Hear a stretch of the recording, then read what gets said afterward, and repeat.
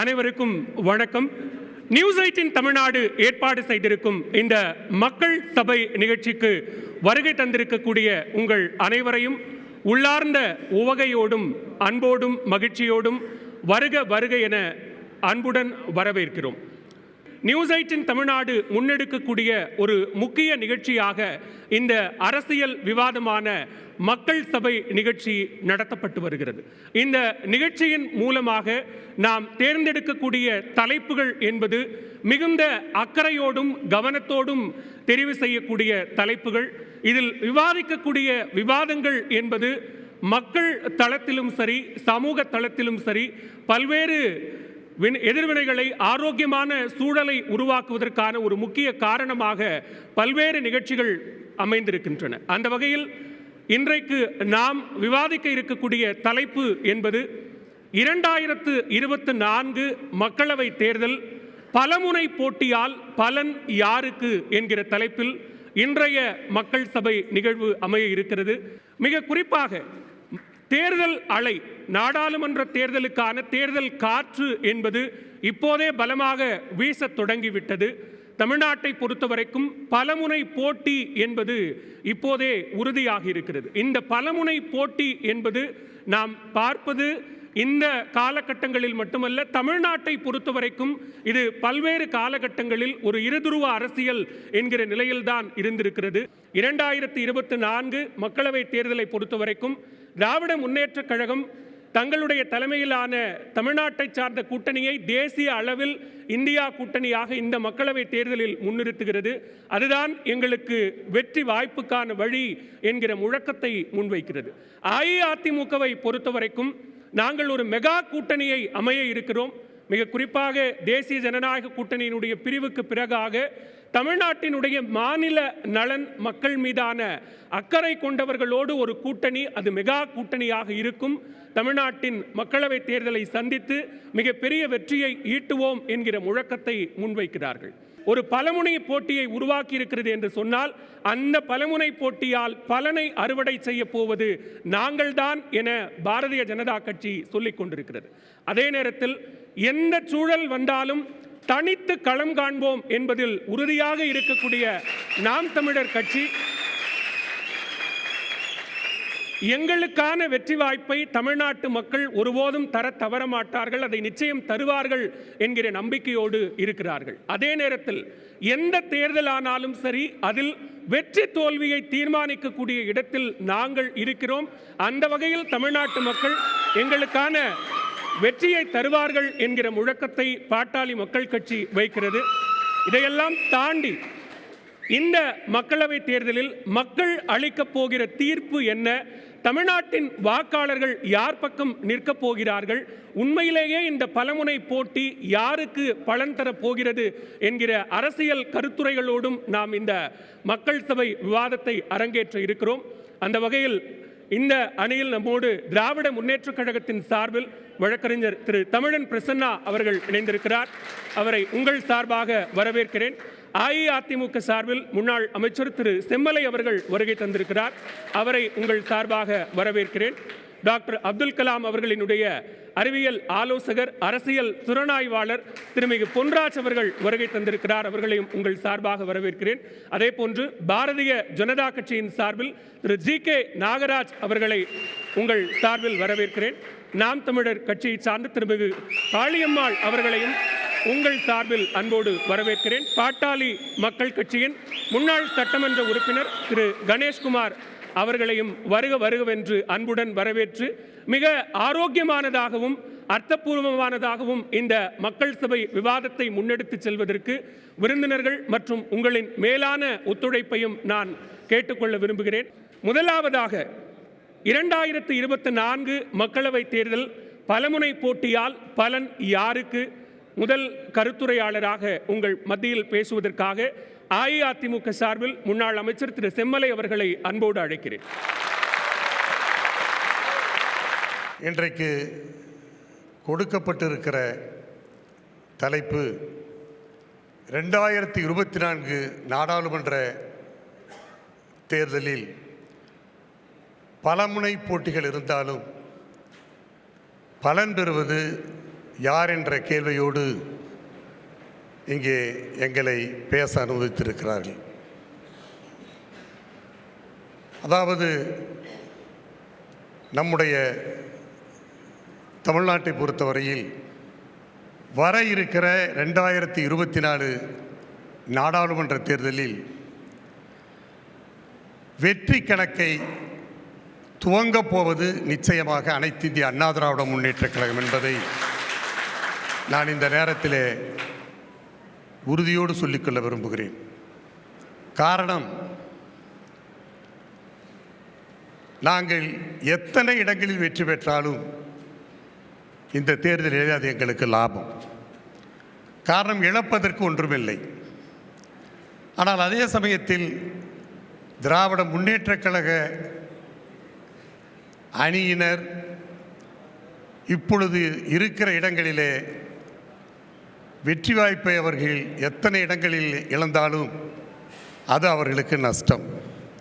எனவே தமிழ்நாட்டை பொறுத்தவரையில் பலமுனை போட்டியாக நான் கருதவில்லை, இருமுனை போட்டியாகத்தான் நான் கருதுகிறேன். ஒன்று அனைத்து இந்திய அண்ணா திராவிட முன்னேற்றக் கழகம், மற்றொன்று திமுக. அனைத்து இந்திய அண்ணா திமுக வெர்சஸ் திமுக, இதுதான் போட்டியாக இருக்கும். பேரறிஞர் அண்ணா அவர்கள் சொன்னார்கள், ஒரு முறை சொல்லுகிற போது சொன்னார், அதாவது மத்தியிலே ஆளுகிற தேசிய கட்சிகள் நம்மிடம் தேனாக பேசுவார்கள், பின்னிட்டு தேளாக கொட்டுவார்கள் என்று சொல்லியிருக்கிறார். எனவே இன்றைக்கு லாபம் யாருக்கு, நஷ்டம் யாருக்கு என்பதுதான் இன்றைக்கு கேள்வி. இல்லை, ஒருபுறம் லாப நட்ட கணக்கு சொல்கிறீங்க, ஒருபுறம் ஆரூடம் சொல்கிறீங்க. இப்போ அதிமுக இருக்கிற நிலை அப்படிங்கிறதுனால இழப்பதற்கு ஒன்றும் இல்லை அப்படிங்கிறீங்களா? ஏன்னா முன்னாடி இருந்த நிலையும் நம்ம ஒப்பிட்டு பார்க்க வேண்டிய ஒரு தேவை இருக்குல்ல? இல்லை இல்லை, அதான் நான் என்ன சொல்கிறேன்னா, இந்த தேர்தல் கணக்கு லாபத்தோடு ஆரம்பிக்க போகிறது அதிமுகவுக்கு, அதுதான் சொன்னேன். அதாவது இன்றைக்கு நிலைமை எப்படி இருக்கிறது என்று சொன்னால், ஆளுகிற கட்சியினுடைய நிலைமை, கண்ணதாசன் ஒரு திரைப்பட பாடலில் சொல்லியிருக்கிறார், மனிதன் நினைப்பதுண்டு வாழ்வு நிலைக்கும் என்று, இறைவன் நினைப்பதுண்டு பாவம் மனிதர் என்று. அப்படித்தான் இன்றைக்கு ஆளுகிற கட்சியினுடைய நிலைமை இருக்கிறது என்று நான் இந்த நேரத்தில் குறிப்பிட்டு சொல்ல விரும்புகிறேன். எனவே இன்றைக்கு எங்களை பொறுத்தவரை எதிர்க்கட்சியாக இருந்து கொண்டு திராவிட முன்னேற்றக் கழகத்தினுடைய தவறுகள் தொடரட்டும் என்றுதான் நாங்கள் விரும்புகிறோம். மாநில பிஜேபியுடைய தலைவர் அண்ணாமலையை கூட அவர் அதிகமாக விமர்சிப்பதில்லை. ஆனால் எங்களுடைய பொதுச் செயலாளர் விமர்சிக்கிறார் என்று சொன்னால் என்ன காரணம்? அவரை பார்த்து தான் பயப்படுகிறார். ஏன் தெரியுமா? 1000 ரூபாய் பொங்கல் பரிசு கொடுப்பதாக சொன்னார். அது சில குறிப்பிட்ட பேருக்கு சொன்னார். ஆனால் எங்களுடைய பொதுச் செயலாளர் அனைவருக்கும் அரிசி கார்டு உள்ளவர் அத்தனை பேருக்கும் கொடுக்க வேண்டும் என்று சொன்னார். உடனே உத்தரவை போட்டார் மாண்பு முதலமைச்சர். இன்னொன்று, அதாவது மதுரையிலே நடைபெற்ற SDBI, அதாவது மதச்சார்பின்மை பாதுகாப்பு மாநாட்டிலே சிறுபான்மை மக்கள் அதிகமாக கலந்து கொண்டார்கள் என்பதற்காக சிறுபான்மையுடைய ஆதரவு அனைத்து இந்திய அண்ணா திராவிட முன்னேற்றக் கழகத்திற்கு போய்விடக்கூடாது என்பதற்காக அடுத்த 2வது நாளே 17 அறிவிப்புகளை சிறுபான்மையினருக்கு அறிவித்தார். அதாவது 17 அறிவிப்புகளை சொன்னார் என்று சொன்னால், உள்ளபடியே அவர் இன்றைக்கு எங்களுடைய பொதுச் செயலரை பார்த்து பயத்தோடு ஆட்சியை நடத்தி கொண்டிருக்கிறார் என்பதுதான் அவருடைய செயல்பாடுகளில் இருந்து புரிகிறது. எனவே இன்றைக்கு இருக்கிற சூழ்நிலையிலே, அதாவது ஆன்டி இன்குமெண்ட்ஸ் என்று சொல்வார்கள், ஆளுகிற கட்சி மீது மக்களுக்கு ஒரு அதிருப்தி, அந்த அதிருப்தி இப்பொழுது கோபமாகவும் மாறி இருக்கிறது. எனவே தமிழ்நாட்டு மக்களை பொறுத்த என்ன நினைப்பார் என்று சொன்னால், நம்முடைய உரிமைக்காக குரல் கொடுப்பவர்கள் யார், நம்முடைய உரிமைகளை காக்கக்கூடியவர்கள் யார் என்றுதான் நினைப்பார்களே தவிர வேறு சிந்தனையே இன்றைக்கு அவர்களுக்கு இருக்காது. ஏதோ சேலத்திலே வெத்தநாயக்கன் பாளையத்திலே இளைஞர் மாநாட்டிலே இழந்த உரிமைகளை மீட்போம் என்று பேசினால் மட்டும் போதாது. நான் கேட்கிறேன், அதாவது அவர் சொல்லுகிறார்கள் 9 ஆண்டு காலமாக இழந்த உரிமையாம். நான் பட்டியலிட்டு சொல்லுகிறேன், பிரசன்னா பதில் சொல்ல வேண்டும். மாநில உரிமைகள் பறிபோனது திராவிட முன்னேற்றக் கழக ஆட்சி என்பதை ஒரு குற்றச்சாட்டாகவே வைத்து நிச்சயமாக மாநில உரிமைகளுக்கு குரல் கொடுக்கக்கூடிய ஒரு இயக்கத்தை தான் நம்முடைய தமிழக மக்கள் வருகிற நாடாளுமன்ற தேர்தலிலே ஆதரிப்பார்கள். அந்த ஆதரவு நிச்சயமாக அனைத்து இந்திய அண்ணா திராவிட முன்னேற்றக் கழகத்திற்கு இருக்கும் என்பதை மட்டும் இந்த நேரத்திலே சொல்லி என்னுடைய முதல் சுற்று பேச்சை நிறைவு செய்கிறேன். நன்றி, வணக்கம். எதிரி யார் என்பதை நாங்கள் தீர்மானிக்கிறோம். எங்களை கண்டு யார் அச்சப்பட வேண்டும் என்பதையும் நாங்கள் தீர்மானிக்கிறோம். எங்களுக்கான வெற்றியை மக்கள் தீர்மானிப்பார்கள். எங்களுக்கு இழப்பதற்கு ஒன்றுமில்லை என்றிருக்கிறார் முன்னாள் அமைச்சர் திரு செம்மலை அவர்கள். அடுத்ததாக பாரதிய ஜனதா கட்சியின் சார்பில் திரு ஜி.கே. நாகராஜ் அவர்களை பேச அன்புடன் அழைக்கிறேன். நியூஸ் 18 தொலைக்காட்சி இந்த ஈரோடு மண்ணிலே மிக அருமையான ஒரு நிகழ்வை இங்கே துவக்கி இருக்கின்றார்கள். நல்ல நிகழ்வு. நான் சில கருத்துக்களை இங்கே பதிவு செய்ய வேண்டும், குறிப்பாக ஈரோடு குறித்து. இந்த ஈரோடு மண் முதலாக 800 ஆண்டுகளுக்கு முன்பாக நதிநீர் இணைப்புக்கு வித்திட்ட நொய்யலையும் காவிரியையும் இணைத்த காளிங்கராயர் பிறந்த மண் இந்த மண். இன்னும் சொல்ல போனால் தீரன் சின்னமலை வெள்ளையனை வீறு கொண்டு எதிர்த்து போராடி வெள்ளைப்படையை திருப்பி அனுப்பிய தீரன் சின்னமலை பிறந்த மண் இந்த மண். ஏறக்குறைய எல்லா வளமும் பெற்ற இந்த மண் மஞ்சளில் சிறந்து விளங்குகின்றதாக மங்களகரமான ஆன்மீக மண் என்று சொல்லி என்னுடைய உரையை நான் துவங்குகின்றேன். இங்கே எனக்கு முன்பாக பேசிய மரியாதைக்குரிய ஐயா செம்மலை அவர்கள் சொன்னார்கள், டிஎம்கே வெர்சஸ் அதிமுக என்று. எங்கள் தலைவர் எப்பொழுதோ சொல்லிவிட்டார், பாஜக வெர்சஸ் டிஎம்கே. நாங்கள் உறுதியாக தெளிவாக இருக்கிறோம். எங்களை பொறுத்த வரைக்கும் நேர்மை, ஜனநாயகம், தொலைநோக்கு பார்வையோடு கடந்த 10 ஆண்டு காலமாக எங்களுடைய பாரத பிரதமர் நரேந்திர மோடி அவர்கள் இந்தியாவை வழிநடத்தி கொண்டிருக்கின்றார்கள். 370 நீக்கி காஷ்மீரை இந்தியாவோடு இணைத்தவர் பாரத பிரதமர் நரேந்திர மோடி அவர்கள். அங்கு வைக்கப்பட்டது தீவிரவாதத்திற்கு முற்றுப்புள்ளி. எங்கள் தலைவர் அண்ணாமலை அவர்கள் சொன்னது போல தமிழ்நாட்டை பொறுத்த வரைக்கும் எங்களுக்கு இன்றைக்கு ஆண்டு கொண்டிருக்கின்ற திமுக மட்டும்தான் எதிர்க்கட்சி. ஏனென்றால் சமூக நீதியை காப்பதாக கொண்டு சமூக நீதியை கொன்ற கட்சி திராவிட முன்னேற்றக் கழகம். இன்னைக்கு நீங்க பார்த்திருப்பீங்க, வேங்கை வயல் சம்பவம் நடந்து ஓராண்டு காலம் ஆச்சு. தண்ணீரில் குடி தண்ணீரிலே அங்கே மனித கழிவு கலக்கப்பட்டது. இன்னைக்கு என்ன ஆச்சு? இன்னை வரைக்கும் 1 வருஷமாய் கண்டுபிடிக்கப்படலை. நீங்க பார்த்திருப்பீங்க, ஒரு எம்எல்ஏ கருணாநிதி என்கின்ற அவருடைய மகன் ஒரு பட்டியலினத்தினுடைய அந்த பெண்ணை துன்பப்படுத்தி கொடுமைப்படுத்தி அந்த குடும்பம் சேர்ந்து எவ்வளவு கஷ்டப்படுத்துன்னு பத்திரிகையில் செய்தியாக வந்திருக்கிறது. இன்றும் சமூக நீதி திமுக ஏறக்குறைய 35 ஆண்டு காலம் ஆண்டிருக்கிறது. அவர்களோடு துணையாக ஏறக்குறைய 32 ஆண்டு காலம் அதிமுக ஆட்சி செய்திருக்கிறது. சமூக நீதி காக்கப்பட்டதா, சமூக நீதி மீட்டெடுக்கப்பட்டதா என்றால் இல்லை. ஆனால் ஒரு பட்டியலினத்தினுடைய ஒரு பெண்மணியை ஜனாதிபதியாக அமர வைத்தவர் எங்களுடைய நரேந்திர மோடி அவர்கள். அதை நாம் மறந்துவிடக்கூடாது. கடந்த முறை அதிமுக ஆட்சியினுடைய எங்களுடைய கூட்டணியிலே நாங்கள்லாம் ஒன்றாக இருந்து இந்த ஈரோட்டு மண்ணில் மொடக்குறிச்சியில் நாங்கள் ஒரு எம்எல்ஏவை பெற்றெடுத்திருக்கின்றோம். இந்த மண்ணில் பாரதிய ஜனதா கட்சி வளர்ந்து கொண்டிருக்கிறது. கேட்கலாம், நீங்கள் 2% வச்சிங்களே, 1% வச்சிங்களே. 2014 எலெக்ஷனில் எங்களுடைய தலைமையில் நாங்கள் கூட்டணி அமைச்சு 18.5% வாக்கை நாங்கள் வாங்கியிருக்கிறோம். தமிழ்நாடு முழுவதும் வாங்கியிருக்கின்றோம். இதே திமுக 2017 ஆர்கே நகர் தொகுதியில் டெபாசிட்டை இழந்து 3ஆம் இடத்துக்கு சென்றது. அதனால் நீங்கள் சொல்லுவீங்க, நீங்கள் நோட்டா கீழே வாங்கினீங்கன்னு. நான் சொல்கிறேன், 1.5% ஓட்டு வாங்கிய திரிபுராவில் நாங்கள் ஆட்சி அமைத்திருக்கின்றோம். நாகாலாந்தில் ஆட்சி அமைத்திருக்கின்றோம். கோவாவில் ஆட்சி அமைத்திருக்கின்றோம். கடந்த 5 மாநில தேர்தலில் எல்லாம் சொன்னாங்க, அதுவும் பத்திரிகையெல்லாம் மாறி மாறி சொன்னாங்க, எங்கெங்கே பிஜேபி ஜெயிக்க போகுது, உங்களுக்கு மத்திய பிரதேசம் இல்லை, உங்களுக்கு சத்தீஸ்கர் இல்லை, உங்களுக்கு அது இல்லை, இது இல்லை, ராஜஸ்தான் இல்லை. நாங்கள் வெற்றி பெற்றிருக்கின்றோம். அதே 2019 மக்களவைத் தேர்தலில் தமிழ்நாட்டில் என்ன நடந்துச்சு?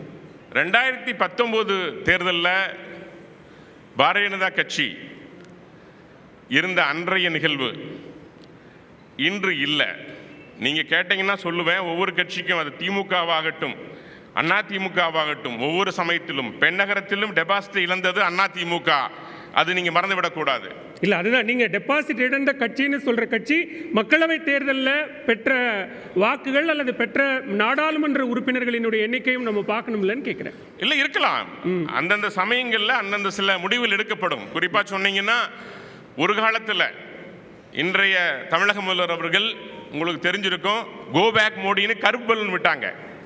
ஆனால் இன்னைக்கு கேலோ விளையாட்டுக்கு வாங்கன்னு போய் கூப்பிட்டுட்டு வந்து நிகழ்ச்சி நடத்துகிறாங்க. அதுதான் பிரதமர் நரேந்திர மோடி அவர்கள். ஓட்டுக்களை பிரித்து ஆள வேண்டும் நினைக்கின்ற கட்சிகள் திராவிட கட்சிகள், மக்களை ஒன்றாக இணைத்து ஆள வேண்டும் என்று நினைக்கின்ற கட்சி பாரதிய ஜனதா கட்சி. அதுதான் இன்னைக்கு நாம் 4 லட்சம் கோடியை தொற்றிருக்கிறோம். இந்திய பொருளாதாரமானது என்ன காரணம் என்றால், திட்டமிட்ட சிறந்த அரசு தொலைநோக்கு பார்வையோடு செயல்பட்டுக் கொண்டிருக்கிறது.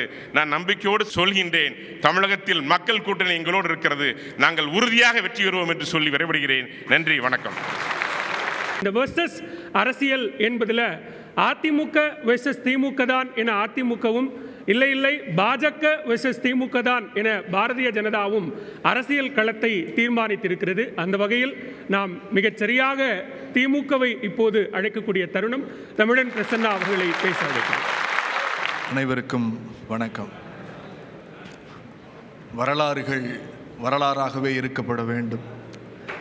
இடைச்சொருகல்களும் இடைச்சொருகல்களும் இருந்தால் அது வரலாறு அல்ல, திரிக்கப்பட்ட வரலாறு என்று வரலாற்று ஆய்வாளர்கள் சொல்லுவார்கள். எனக்கு முன்பாக பேசிய அருமைக்குரிய அண்ணன் நாகராஜ் அவர்கள் ஈரோடு ஆன்மீக மண் என்று சொன்னார். நான் அவருக்கு வரலாறை தெரியப்படுத்த வேண்டிய இடத்திலும் இருக்கிற காரணத்தினால், மானமும் அறிவும் மனிதனுக்கு அழகென்று இந்த உலகத்திற்கு தன்மானத்தையும் மான சிந்தனையும் சொல்லிக் கொடுத்த எங்கள் தமிழகத்தின் அறிவாசான் தந்தை பெரியார் பிறந்த மண்ணிலிருந்து பேசுவதில் பெருமகிழ்ச்சி அடைகிறேன். இது பெரியார் மண் என்பதை அழுத்தம் திருத்தமாகவும் சொல்கிறேன். குறிப்பாக ஐயா செம்மலை அவர்கள் பேசி முடித்ததற்கு பிறகு என் உடல் இன்னும் புத்துணர்ச்சி ஆகிவிட்டது. என்னை விட மூத்தவர், அறிவிலே சிறந்தவர், அரசியல் அனுபவத்தில் ஆகச்சிறந்த ஆளுமை. அவர் எம்ஜிஆரோடு இருந்திருக்கிறார், அம்மையாரோடு இருந்திருக்கிறார், இன்றைக்கு எடப்பாடியோடும் இருந்திருக்கிறார். ஆனால் அரசியலில் அதிகபட்ச ஒருவனுடைய வெற்றி என்பது என்னவென்றால், வெற்றி வரலாம், தோல்வி வரலாம். அந்த அதிகபட்ச வெற்றி என்பது நம்பிக்கை. ஆனால் ஐயா செம்மலை பேசுகிற வார்த்தை, ஒரு அரசியல் பார்வையாளனாக, ஒரு இளவயது அரசியல் பார்வையாளனாக, இழப்பதற்கு ஒன்றுமே இல்லை எங்களிடத்தில் என்று சொல்லுகிற அந்த வார்த்தையை கேட்டவுடன் ஐயாவுக்கே அதிமுக இனிமேல் தேராது என்கிற அந்த உணர்ச்சி வந்துவிட்டது என்கிற நிலையில் மிகுந்த வருத்தப்படுகிறேன். இப்போ ஐயா எங்க அணியில் இருக்கார். நான் அவரை ஓவராகவும் தொலைக்காட்சி விவாதங்களில் பேசுகிற மாதிரி பேச முடியாது. ஐயா எங்க அணி. இப்போ அண்ணன் நாகராஜ் அவர்கள் அந்த அணியில் இருக்கார். இது அணிலாம் இல்லை, 6 பேரும் 6 அணி. 6 அணி. ஆமா அப்படின்னு நியூஸ் 18 சொல்லுது. ஆனா நாங்க சொல்றோம், இங்க பலமுனை கூட்டணிலாம் இல்ல, இங்க பலமுனை கூட்டணிலாம் இல்ல, ஒரே கூட்டணி, அது இந்திய கூட்டணி, அது இந்தியாவிற்கான கூட்டணி என்று நாங்கள் சொல்லுகிறோம். இவர்கள் பலமுனை கூட்டணி. அண்ணன் நாகராஜன் பெரிய புள்ளி உரத்தை எல்லாம் பட்டியலிட்டு விட்டு போனார். எனக்கு ரொம்ப ஆச்சரியமா இருந்துச்சு. நாங்கள் காஷ்மீரகத்தை மீட்டோம், மக்கள் எங்களை ஆதரித்தார்கள். நாங்கள் பீகாருக்கு போனோம், உத்தரப்பிரதேசத்துக்கு போனோம், மத்திய பிரதேசத்துக்கு போனோம், அங்கெல்லாம் மக்கள் எங்கள் வாக்களித்து ஆதரிக்கிறார். தமிழ்நாட்டுக்கு வாங்க சார், நீங்கள் சொன்னீர்கள் இது திராவிட மாடல் ஆட்சி இல்லை என்று. நாங்கள் கேட்டோம், ஓகே, நீங்க திராவிட மாடல் ஆட்சி இல்லைன்னு தானே சொல்றீங்க, நாங்கள் திராவிடத்திற்கு எதிரியாக ஆரியத்தை சொல்லுகிறோம். உளச்சுத்தி இருந்தால் நீங்கள் சொல்லியிருக்க வேண்டுமா, எங்கள் மாடல் ஆரிய மாடல்னு சொல்லியிருக்கணுமா இல்லையா? நீங்க ஆரிய மாடல்னு சொல்லிட்டு தெருவில் நடந்துருவீங்களா? ஆன்மீக அரசியல்னு சொல்றாங்களே. நாங்க சொல்றோமே திராவிட மாடல் அப்படின்னு, ஆரிய மாடல்னு சொல்லுங்க. ஆன்மீக அரசியல் என்பது வேறு, ஆன்மீக அரசியல் என்பது வேறு. ஆன்மீக அரசியல் என்பதால் வெள்ளம் வந்துச்சு, 36 மணி நேரம் மழை பெஞ்சிச்சு, தென் மாவட்டங்கள் முழுக்க காயல்பட்டினத்தில் 100 ஆண்டு பெய்ய வேண்டிய மழை 12 மணி நேரத்தில் பெஞ்சிச்சு. அப்ப எல்லாம் கண் திறக்காத மோடி ஸ்ரீரங்கத்துக்கும் ராமேஸ்வரத்துக்கு இப்ப வந்து நிற்கிறார். ஆன்மீக அரசியல் எது தெரியுமா? 10 ஆண்டு காலத்தில் குடமுழுக்கு நடத்தாத கோவில்களில் 1.5 ஆண்டு காலத்தில் 1000 கோயில்களுக்கு குடமுழுக்கு நடத்தி இருப்பது திராவிட மாடல் ஆட்சி. இது ஆன்மீக அரசியல். அந்த ஆன்மீக அரசியல் என்ன சொல்லுதுன்னா, சூத்திரனி கோயிலுக்குள்ளார வரக்கூடாதுன்னு சொல்லுது. ஆனா அண்ணன் ஒரு போடு போட்டார் நாகராஜன். நாங்கள் தாழ்த்தப்பட்ட ஒடுக்கப்பட்ட சமூகத்தில் பிறந்த அம்மையாரை ஜனாதிபதி ஆக்கி விட்டோம். நான் ஒரு நிமிஷம் என்னை கிள்ளி பார்த்துக்கிட்டேன். ஆமா, உண்மையாவே அம்மையார் பழங்குடி இனத்தை சார்ந்தவர் தான். இந்த பாஜகவை மட்டும் நம்பிடாதீங்க. ஏன் தெரியுமா? பூரி ஜெகநாதர் கோயிலுக்குள்ளார ஜெய்சங்கர் என்கிற ஒரு பார்ப்பன சமூகத்தை சார்ந்த மத்திய அமைச்சர் கடவுளின் சிலையை தொடுகிற போது இந்த நாட்டிற்கே தலைவர் என்று சொல்லுகிற ஏன் திரௌபதி முர்மு என்கிற ஒரு பழங்குடியின பெண் கோவிலுக்குள்ளே போக முடியவில்லை? தமிழ்நாட்டுக்கு வாங்க சார், தமிழ்நாட்டுக்கு திரௌபதி முர்முவை கூட்டிட்டு வாங்க, நாங்கள் கோவிலின் கருவறைக்குள்ளே அனுப்பி வைக்கிறோம். இதுதான் எங்க ஆன்மீக அரசியல். இல்ல, அங்கிருந்து இன்னொரு கேள்வி எழுதில்ல, அதே திரௌபதி முர்முவை சமூக நீதி பேசக்கூடியவர்கள் ஏன் ஆதரிக்கவில்லை, ஏன் எதிர்த்து வாக்களித்தார்கள் அப்படிங்கிற ஒரு கேள்வியும் எழுதல. உளப்பூர்வமாக கொள்கையின் சித்தாந்தத்தின் அடிப்படை நான் இவ்வளவு நேரம் பேசிக்கிட்டு இருந்தேன்ல, தாழ்த்தப்பட்டோர் எங்கள் திமுகவின் சட்டமன்ற உறுப்பினருடைய மருமகளால் கொடுமை செய்யப்பட்டார் என்பதற்கு கண்ணீர் வடிக்கிறார். நானும் ஆதங்கப்படுகிறேன். எங்கள் ஆட்சி எப்படிப்பட்ட ஆட்சி தெரியுமா? செய்தி வந்தது, வழக்கு பதியப்பட்டிருக்கிறது, இன்றைக்கு வழக்கு விசாரணையில் இருக்கிறது. சட்டம் தன் கடமையை செய்கிறது. இன்றைக்கு சொன்னார், நீங்கள் சமூக நீதியை எங்கே பார்க்கிறீர்கள் என்று. அவருக்கு மறந்து போயிருக்கும். இந்தியாவில் 50% இடஒதுக்கீடு மேல்நிலை நம்முடைய உயர்கல்வியில் வருகிற போது அதை தடுத்து நிறுத்தியது பாஜக. மண்டல் கமிஷனை நாங்கள் நடைமுறைப்படுத்த மாட்டோம் என்று சொன்னது பாஜக. மண்டல் கமிஷனை இயற்றியதற்காக அந்த ஆட்சியை கவிழ்த்தது பாஜக. மண்டல் கமிஷனால் புகழ் பெற்றோர், பயன் பெற்றோர் யார்? பிற்படுத்தப்பட்ட இந்துக்கள். பிற்படுத்தப்பட்ட இந்துக்கள். அந்த பிற்படுத்தப்பட்ட இந்துக்களுக்கு எதிராக எல்லாவற்றையும் செய்துவிட்டு நீங்கள் பேசுகிறீர்கள் சமூக நீதியை குலைத்து விட்டார்கள் என்று. முத்துவேல் கருணாநிதி ஸ்டாலினின் ஆட்சி வந்தவுடனேயே முதல் வழக்கு உச்சநீதிமன்றத்தில் தாக்கல் செய்தார். அவர் தமிழ்நாட்டு பிற்படுத்தப்பட்ட மக்களுக்கு அல்ல, இந்தியா முழுக்க இருக்கிற ஒட்டுமொத்த பிற்படுத்தப்பட்ட இனமக்களுக்கும் 50% இடஒதுக்கீட்டை உச்சநீதிமன்றத்தின் வாயிலாக பெற்றுக் கொடுத்தது எங்கள் ஆட்சி, எங்கள் முதல்வர் முத்துவேல் கருணாநிதி ஸ்டாலின். ஐயா சொன்னார், நீங்கள் குடியுரிமை திருத்த சட்டத்தை நீங்கள் ஏன் எதிர்க்கவில்லை? நாங்கள் முதலில் அந்த சட்டத்தை எதிர்க்கிறோம். இரண்டாவது சட்ட திருத்தத்தில் கேள்வி கேட்டோம். ஒன்று இஸ்லாமிய பெருமக்களுக்கு மட்டும் என்று இருக்கக்கூடாது, இஸ்லாமியர்களுக்கு மட்டுமே இருக்கக்கூடாது. அப்படி நீங்கள் கொண்டு வருகிற போது பூட்டானில் இருந்து வருகிற கிறிஸ்தவர்களை ஏன் தடை செய்கிறீர்கள்? இலங்கையில் இருந்து வருகிற இந்துக்களை, தமிழர்களை ஏன் தடை செய்கிறீர்கள்? பாகிஸ்தானில் இருந்து வருகிற ஒரு இந்துவை ஏற்றுக்கொள்ள உங்களால் முடியும் என்றால், தமிழ்நாட்டில் என் ஈழத்தில் இருக்கிற என் தமிழன் அவன் இந்துவாக இருந்தாலும் கூட ஏற்றுக்கொள்ள மாட்டேன் என்று சொல்லுகிறீர்களே என்கிற சட்ட திருத்தத்தை நாங்கள் கொண்டு வந்தோம். திமுகவுக்கு ஒரு அச்சம் வந்துருச்சுன்னு சொல்றாரு. சிறுபான்மை மக்கள் மீதான அக்கறையில் தொடர்ச்சியா அதிமுக இருக்கு. மாநாடு நடந்த 2 நாள்ல நீங்க சிறுபான்மை மக்களுக்கான நலத்திட்டங்கள் அறிவிக்கிறீங்க அப்படின்னா அது அச்சத்தின் காரணமாகத்தான் அப்படிங்கிறார். சார், இந்த வடிவேலு ஒரு படத்தில் சொல்லுவார், இது என்னடா ப்ராடக்ட்னா இது பர்ச்சேஸ் பாக்கெட் அப்படிங்க. இந்த அட்ஜஸ்ட் பண்ணி பர்ச்சேஸ் பண்ற பாக்கெட்லாம் திமுகவுக்கு தெரியாது. மறந்து விடாதீர்கள். குடியுரிமை திருத்த சட்டத்திற்கு எதிராக உங்கள் கருத்து என்ன? சட்டமன்றத்தில் தீர்மானம் போடுங்கள் என்று சொன்னோம். அதெல்லாம் முடியாது. அன்றைக்கு அதிமுகவில் இருந்த விஜிலா சம்பத், அதை போலவே எஸ்.ஆர். பாலசுப்ரமணியன் அதிமுகவின் ஆதரவில் போட்டு போனவர்கள் 11 பேர் மட்டும் வாக்களிக்காமல் இருந்திருந்தால் இந்தியாவில் இருக்கிற ஒவ்வொரு இஸ்லாமியனும் இது என் சொந்த தாய்மண் என்று வாழ்ந்திருப்பார். இந்த ஆட்சி எல்லோருக்குமான ஆட்சி, சமூக நீதியை காக்கிற ஆட்சி, மகளிருக்கு உரிமை பயணம், புதுமை பெண் திட்டம், கற்கிற பெண்களினுடைய கல்வியை நிலைநிறுத்துகிற திட்டம், அவற்றையெல்லாம் கடந்து நான் சொல்லவில்லை, இந்த புள்ளிவிவரத்தை மத்திய அரசாங்கம் சொல்லுகிறது. எடப்பாடி ஆட்சி காலத்தில் தொழில் ஊக்குவிப்பில் 17வது இடம், தொழில் முதலீட்டில் 14வது இடம் எடப்பாடியினுடைய ஆட்சி. 1.5 ஆண்டு ஆட்சியில் இன்றைக்கு நாங்கள் சொல்லுகிறோம், இந்த ஆட்சி வந்தவுடனேயே இது மத்திய அரசின் புள்ளி விவரம். தொழில் முதலீடு ஊக்குவிப்பில் 3வது இடம், தொழில் முதலீட்டில் இந்தியாவிலேயே முதலிடம். நாங்கள் இன்னும் பெருமையாய் சொல்லுகிறேன், அண்ணன் நாகராஜ் அவர்களுக்கும் இந்தியாவிலேயே தனிநபர் வருமானம் குறைந்து கொண்டு போகிற போது தமிழ்நாடு மட்டும்தான் தனிநபர் வருமானத்தில் முதலிடத்தில் கொண்டு வந்திருப்பது முத்துவேல் கருணாநிதி ஸ்டாலின் என்கிற ஆட்சி. அவர் தலைமையில் இந்தியாவை காப்போம், இந்திய ஜனநாயகத்தை காப்போம் என்று சொல்லி வாய்ப்பளித்தமைக்கு நன்றி பாராட்டி இரண்டாம் சுற்றில் உங்களை சந்திக்கிறேன். நன்றி, வணக்கம். வெர்சஸ் அரசியல், இருதுருவ அரசியல், கூட்டணி அரசியல், இதில் எதிலுமே சேராத எங்களுடைய வழி தனி வழி, கூட்டணி இல்லாமல் தனித்து களம் காண்பதுதான் எங்களுடைய தனித்துவம் என்று சொல்லி எல்லோரும் கூட்டணி குறித்து பேச்சுவார்த்தை நடத்தி கொண்டிருக்கக்கூடிய நேரத்தில் தென்சென்னை தொகுதிக்கான வேட்பாளரை அறிவித்துவிட்டு நாடாளுமன்ற தேர்தலை களம் காணுகிற நாம் தமிழர் கட்சியின் சார்பில் திருமிகு காளியம்மாள் அவர்களை அன்போடு பேச அழைக்கிறேன். நியூஸ் 18 தமிழ்நாடு நடத்தக்கூடிய இந்த மக்கள் சபை நிகழ்ச்சிக்கு வருகை புரிந்திருக்கக்கூடிய உங்கள் அனைவருக்கும் என்னுடைய தலைதாழ்த்திய வணக்கங்கள். இந்த தலைப்பு என்னவா இருக்குது அப்படின்னா, பலமுனை போட்டி பலன் யாருக்கு, இதுதான் கேள்வி.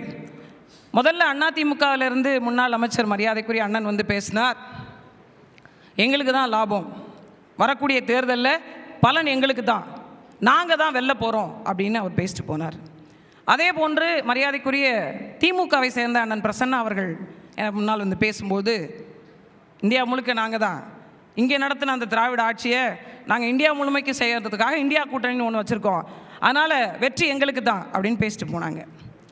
அதற்கு மேலே பாரதிய ஜனதா கட்சியை சார்ந்த அண்ணன் வந்து வெற்றி எங்களுக்கு தான், நாங்கள் நிறைய செஞ்சுருக்கோம், 10 ஆண்டு காலத்தில் நிறைய செஞ்சுருக்கோம், அதனால் வெற்றி எங்களுக்கு தான். தோற்று போனது மக்கள்னே, தோற்று போனது மக்கள். பலன் உங்களுக்கு, பலன் உங்களுக்கு. 10 ஆண்டு காலம் காங்கிரஸினுடைய ஆட்சி காலம், 10 ஆண்டு காலம் பாரதிய ஜனதா கட்சியினுடைய ஆட்சி காலம், இந்த 20 ஆண்டு காலம் கிட்டத்தட்ட கால் நூற்றாண்டு அளவிற்கான இந்த ஆட்சி காலத்தில் மொத்தமாக மக்கள் கடனாளியாக்கப்பட்டார்கள் என்பதுதான் யதார்த்தம். அந்த மக்களுக்கான பலனாக வரக்கூடிய 2024 தேர்தல் உண்மையிலேயே மக்கள் நலன் சார்ந்தும் பலன் சார்ந்தும் இருக்க வேண்டும் என்றால், மக்களில் ஒருவனாக, மக்கள் பிரச்சனை தெரிந்திருக்கக்கூடிய, மக்களிலிருந்து புறப்பட்டு வந்த எங்களை போன்று தனித்து களம் காணக்கூடிய மக்களின் கூட்டணியாக இருக்கக்கூடிய நாம் தமிழர் கட்சிக்கு வாக்கு செலுத்துவது மட்டும்தான் மக்களுக்கான பலம். நிறைய பேசியிருக்காங்க, நான் ஏகப்பட்ட குறிப்பு எடுத்துட்டேன், எதை பேசுறதுனே எனக்கு தெரியல, அம்புட்டே இருக்கு, எதை பேசுறதுனே தெரியல. உண்மையிலே அவங்க பாரதிய ஜனதா கட்சி வந்து சொல்கிறாங்க, நாங்கள் வந்து எந்த விதமான சாதிய பாகுபாடும் பார்க்க மாட்டோம், நாங்கள் சாதிய பாகுபாடே பார்க்க மாட்டோம், சமத்துவத்தை நாங்கள் தான் நிலைநாட்டுவோம், இந்துக்கள் அப்படின்னா மொத்தமாக இந்துக்கள் தான், நானும் இந்து தானே, என்னைய கோயில் கருவறைக்குள்ளே விட்டுருவீங்களா? அப்போ என்னவா இருக்கும் உங்கள் சமத்துவம்? அவங்க அந்த பக்கம், இவங்க சமூக நீதி, திராவிட முன்னேற்ற கழகம், திரௌபதி முர்மு அவர்களை உள்ள விடலை, கண்டனத்துக்குரியது, 100 விழுக்காடு கண்டனத்துக்குரியது. திரௌபதி முர்மு ஒரு பக்கம், இவங்க திரௌபதி அம்மன் கோயிலுக்கு மேல் சாதி கீழ் சாதி சண்டை வந்து போன முடியலன்னா கோயில் எடுத்து போட்டுறாங்க. அரசு நடைமுறை எடுத்து அந்த சமூக நீதியை நான் பாதுகாப்பேன், அந்த ஏழை எளிய மக்களும் ஒடுக்கப்பட்ட மக்களும் அந்த கோயிலுக்கு போகணும்னு சொல்லியிருந்தீங்கன்னா சரி. இப்போ அண்ணன் சொன்னார், ஒரு வாதிட்டார், மரியாதைக்குரிய திரௌபதி முர்மு இங்கே வரட்டும், அப்படியே சிதம்பரம் தில்லை நடராஜர் கோயிலுக்கு போயிட்டு சாமியை கை தொட்டு கும்பிட்டு வர சொல்லுங்க. இன்னைக்கு அதிமுக பாரதிய ஜனதா கட்சியை விமர்சிக்கிறது எங்களை பார்த்தா உங்களுக்கு எப்படி தெரியுது? நீங்க வேணும்னா சேர்ந்துக்குவீங்க, வேண்டாம்னா அடிச்சுக்குவீங்க, நாங்க பாதிக்கப்படும் நடத்தவர்கள் நிற்கிறோமா? தேர்தல் என்பது மக்கள் தங்கள் அதிகாரத்தை செலுத்துகின்ற இடம், அரசியல்வாதிகள் அதிகாரத்தை செலுத்துகின்ற இடம் அல்ல. இந்த புரிதல் மக்களுக்கு வரணும். ஏன் நாம் தமிழர் கட்சி யோசிச்சு பாருங்க, தமிழ்நாட்டில் அதிமுக நல்ல ஒரு ஆட்சி அதிகாரத்தை கொடுத்துக்கிட்டு இருந்துச்சு, திமுக ஒரு நல்ல ஆட்சி அதிகாரத்தை கொடுத்துக்கிட்டு இருந்துச்சு, 2 தேசிய கட்சிகள் இருந்தது. எதற்குங்க நாம் தமிழர் கட்சி உருவாக்கப்பட்டுச்சு? யோசிச்சு பாருங்க. ஒரு சாமானியனுக்கான பேசுவதற்கு ஆள் இல்லை. ஈழத்தில் என்னுடைய தமிழ் உறவுகள் கொண்டொழிக்கப்பட்ட போது அதை தட்டி கேட்பதற்கு ஆள் இல்லை. அதற்காக ரத்த சகதியில் உருவானோம். நாகப்பட்டினம் நான் பிறந்தது. நாகப்பட்டினத்தினுடைய பெரிய ஐக்கான் யார் தெரியுங்களா? தனி தமிழுக்கு வித்திட்ட மறைமலை அடிகள் பிறந்த மண் எங்கள் ஊர் பேருந்து நிலையத்தில் அறிஞர் அண்ணா பேருந்து நிலையம், எங்கள் ஊர் பேருந்து நிலையத்துக்கு பேர். அந்த மறைமலை அடிகள் தமிழ் சொல்லில் வேற்றுமொழி கலப்படம் வந்துவிடக் கூடாது என்பதற்காக பாடுபட்ட ஒருத்தனுடைய ஒரு சிலை ஒரு ஓரமாக எங்கேயோ ஒரு இடத்துல கிடக்கு. அண்ணாவுக்கு 3 இடத்துல சிலை இருக்கு. அப்போ என் வரலாறு மறைக்கப்பட்டிருக்கு. உண்மையிலேயே நீங்கள் தமிழர்களுக்கான வாழ்வியலை கொடுக்க வேண்டும் என்றால் நீங்கள் ஒவ்வொரு இடத்துலையும் அந்தந்த பகுதியில் வாழ்ந்த நல்ல மனிதர்களுக்கான வாய்ப்பை, அவனுடைய வரலாற்றை கடத்திருக்கணுமா வேண்டாமா? ஏன் கடத்தல? ஏன் செய்யலை? என்ன பாதுகாத்துட்டீங்க? பாதுகாக்கப்பட்ட வேளாண் மண்டலத்தில் அழிவுகரமான தொழில் திட்டம் வந்துட்டு 4 லட்சம் ஹெக்டேர் கடல் பரப்பை வித்திருக்காங்க வேதாந்தா குழுமத்திற்கு. அதிமுக ஆட்சி காலத்தில் இருக்கும்போது திமுக வேடிக்கை பார்த்து கொண்டிருந்தது. கடலோர முறைப்படுத்துதல் சட்டம் வந்தது, திமுக வேடிக்கை பார்த்து கொண்டிருந்தது. எது ஒன்றும் பேசல. இன்னைக்கு என்னையே பேசுறீங்க, இன்னைக்கு சிறுபான்மையினுடைய பாதுகாவலனை பற்றி திமுக பேசுறீங்க. யாரை திருப்திப்படுத்துவதற்காக திராவிட முன்னேற்ற கழகம் கோவை குண்டுவெடிப்பில் கைது செய்யப்பட்ட இஸ்லாமிய சிறைவாசிகளை விடுதலை செய்யாம ஏன் வச்சிருக்கீங்க? நீங்க தேர்தல் வாக்குறுதியில் சொன்னது தானே. யாரை திருப்திப்படுத்த? பாரதிய ஜனதா கட்சியை திருப்திப்படுத்த. மரியாதைக்குரிய உதயநிதி ஸ்டாலின் அவர்கள் தேர்தலில் போது ஒரு செங்கல்லை தூக்கிட்டு வந்தார். என்ன சொன்னார்? எய்ம்ஸ் மருத்துவமனையை காணும், கல் மட்டும்தான் இருக்குது, ஒன்று தான் இருந்தது, அதையும் எடுத்துகிட்டு போயிட்டீங்க.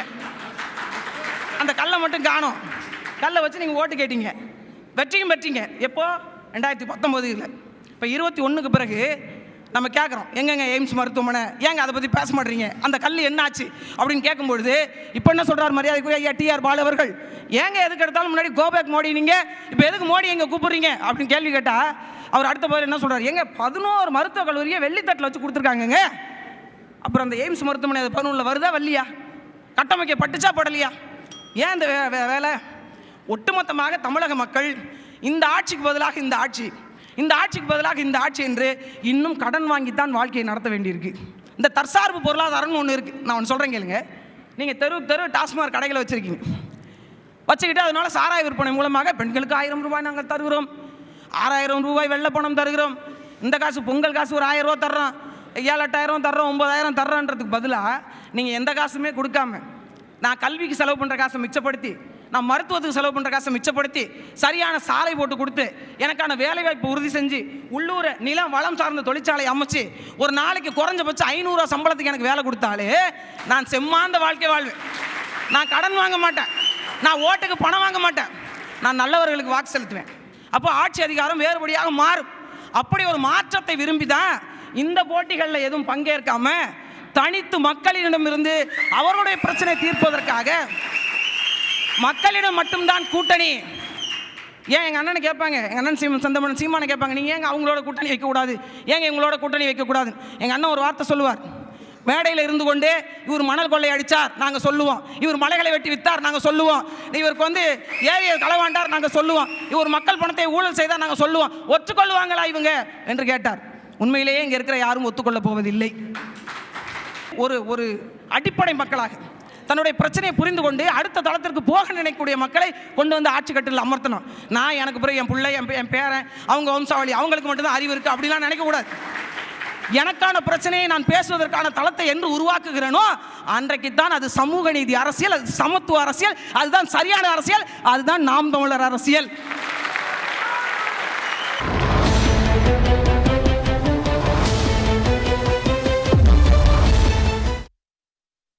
அடுத்ததாக திரு பொன்ராஜ் அவர்களை பேசுவதற்காக அன்புடன் அழைக்கிறேன்.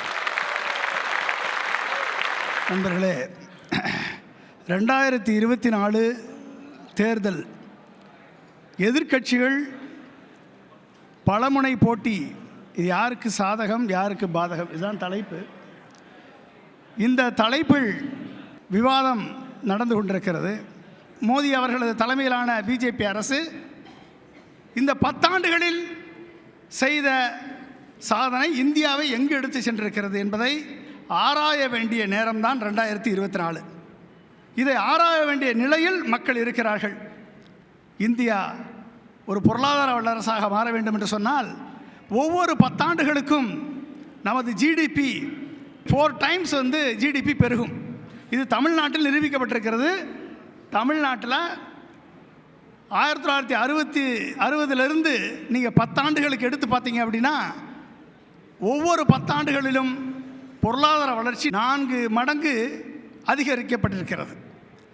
அகில இந்திய அளவில் எடுத்துக்கிட்டோம் அப்படின்னா நீங்கள் பார்த்தீங்க அப்படின்னா 2014 யூபிஏனுடைய 1 to 2 10 ஆண்டுகள் இது காங்கிரஸ் தலைமையிலான யூபிஏ ஆட்சி 10 ஆண்டுகளில் பொருளாதாரத்தை 2004 2014 வரை எங்கு கொண்டு வந்தது, எத்தனை முறை எத்தனை தடவை அவர்கள் பொருளாதாரத்தை மேம்படுத்தினார் என்று பார்த்தால் 2004 700 பில்லியன், அதாவது 0.7 ட்ரில்லியனாக இருந்தது. அதை 2014 2.04 ட்ரில்லியனாக மாற்றினார்கள். அதாவது 2.8 டைம்ஸ் 2.8 மடங்கு பொருளாதாரத்தை 10 ஆண்டு யூபிஏ ஆட்சி மாற்றி காண்பித்தது.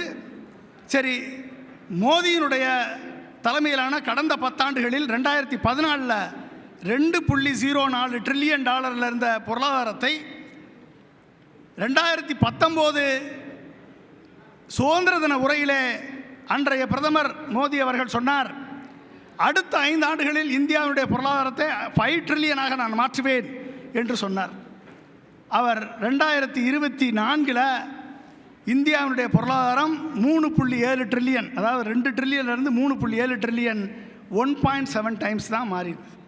இப்போ 1.7 டைம் தான் மடங்கு தான் அந்த பொருளாதாரம் உயர்ந்திருக்கிறது. அப்படி என்று சொன்னால் என்ன அர்த்தம்? பொருளாதாரம் உயரவில்லை என்று சொன்னால் வேற எதுவும் உயராது. நரேந்திர மோடியுடைய 10 ஆண்டு கால ஆட்சி யாருக்கு பலன் பெற்றிருக்கு என்று சொன்னால், கிட்டத்தட்ட 100 பேர் டாப் இண்டஸ்ட்ரியலிஸ்ட் 100 பேர் எடுத்துக்கிட்டிங்கன்னா அதில் ஃபஸ்ட்டு 50% வந்து குஜராத்திஸ். அந்த 50%ல் அந்த 100 பேரும் 25 லட்சம் கோடி வங்கி கடன் தள்ளுபடி செய்யப்பட்டிருக்கிறது. 25 லட்சம் கோடி. முத்ரா லோன் 23 லட்சம் கோடி கொடுக்கப்பட்டிருக்கு. எத்தனை பேருக்கு தெரியுமா? 8 கோடி பேருக்கு கொடுத்துருக்காங்க. 8 கோடி பேருக்கு முத்ரா லோன் கொடுத்துருக்காங்க. 8 கோடி பேருக்கு வேலைவாய்ப்பு கிடச்சிருக்காங்க. ஆனால் வேலைவாய்ப்பு கிடைச்சது 1,10,00,000 பேருக்கு தான் வேலைவாய்ப்பு கிடச்சிருக்குன்னு சென்ட்ரல் கவர்மெண்ட்டுடைய டேட்டா சொல்லுது. அப்போ முத்ரா லோன் ஒரு மிகப்பெரிய ஸ்கேம். 7.5 லட்சம் கோடி 7.5 லட்சம் கோடி ஊழல் என்று சிஏஜி சொன்னால், அந்த 7.5 லட்சம் கோடி ஊழல் 10 கோடி, ஒரு கிலோமீட்டருக்கு 10 கோடி 20 கோடி கூட வச்சுக்கோங்க. 18 கோடி போட வேண்டிய ரோடை 250 கோடிக்கு ரோடு போட்டு சிஏஜி ரிப்போர்ட் கொடுத்த அதிகாரிகள் அத்தனை பேரையும் மாற்றி விட்டார்கள். இது வந்து இந்தியாவை பொறுத்த வரைக்கும். மாநிலங்கள் எடுத்துக்கோங்க.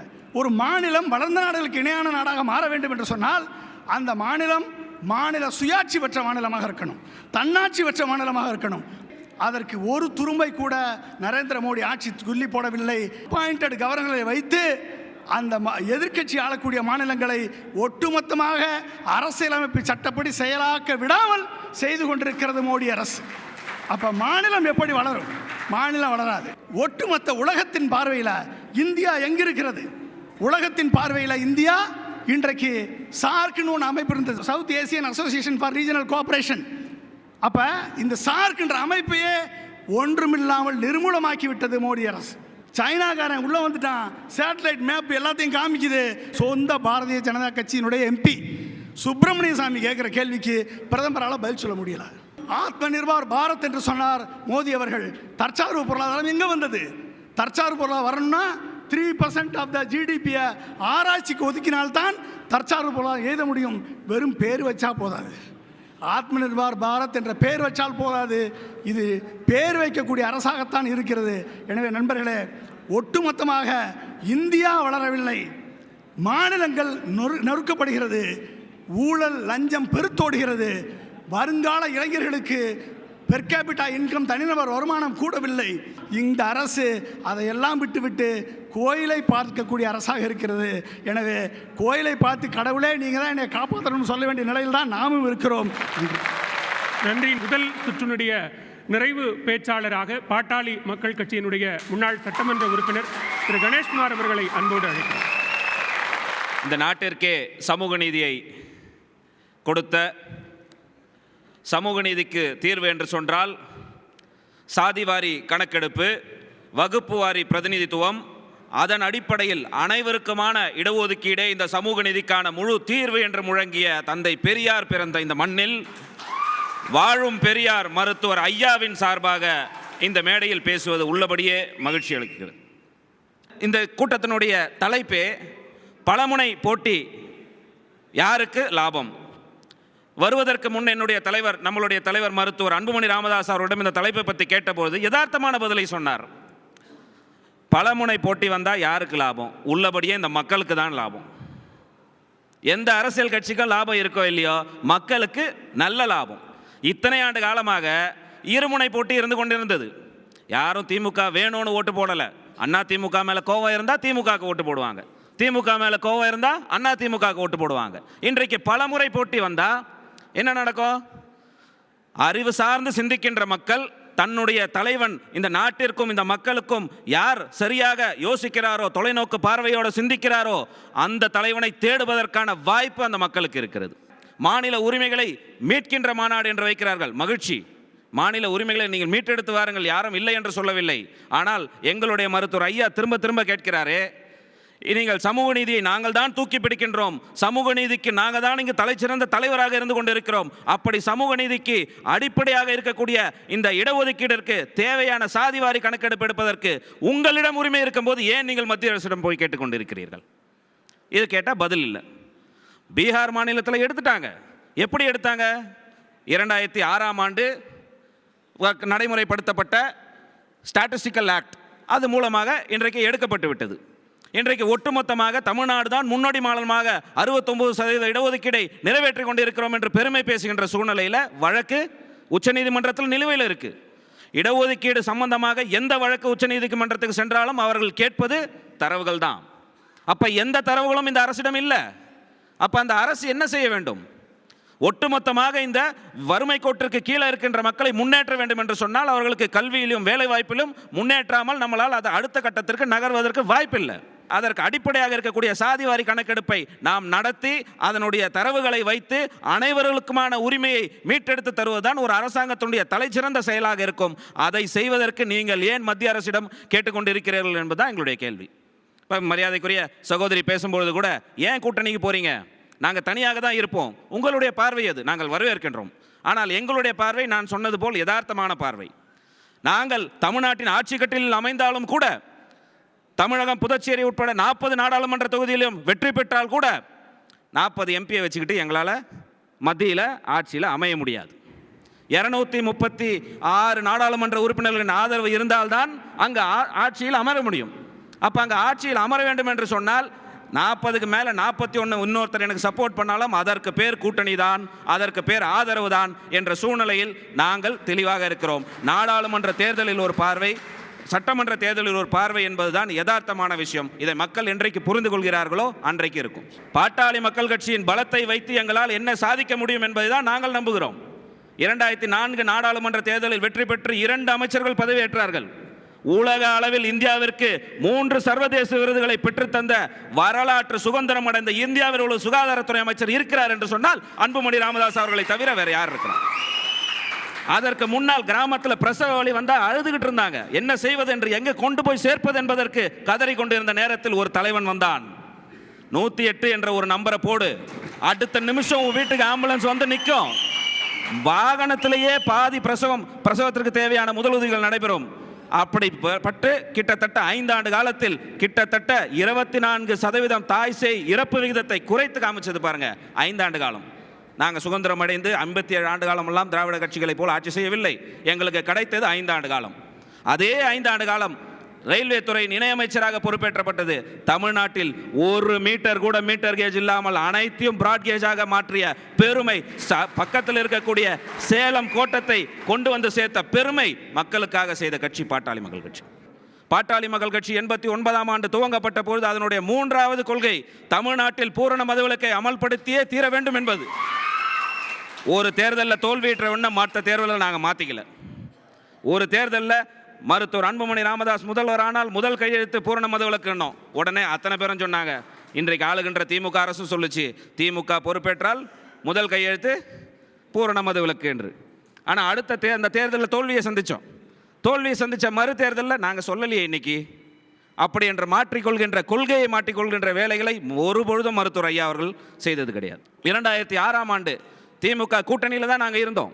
அன்றைக்கு விவசாய நிலங்கள்லாம் அழிக்கப்பட்டு துணை நகரம் அமைப்பதற்கு திமுக அரசு முன்னெடுத்த பொழுது முதல் ஆளாக களத்தில் வந்து நின்று போராடியவர் எங்களுடைய தமிழின போராளி மருத்துவர் ஐயா அவர்கள்.